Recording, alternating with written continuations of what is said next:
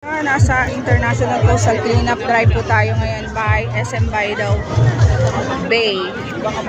Ang dami pong participant para sa International Coastal Cleanup na ginaganap po dito ngayon.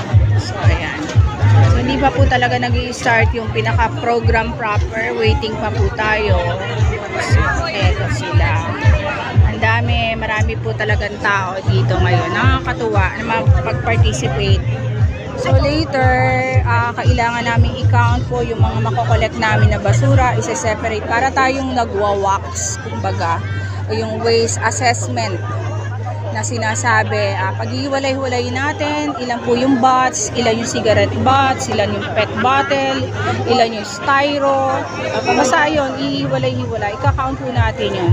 Ano po yung makokolekt natin, ma'am? Super dami ng tao.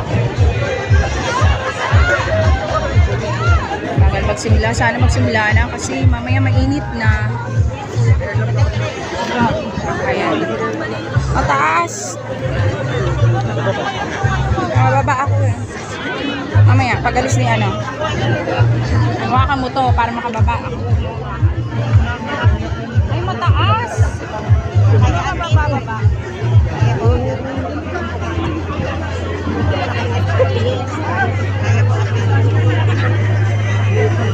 you. So, yan sila. Mag-start na tayo para meron tayo.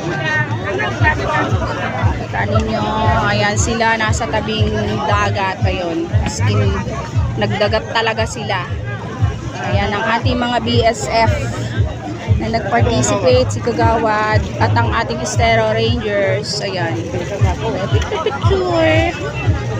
So, ayan. Saya dito. Ayan, tuwad-tuwad ba?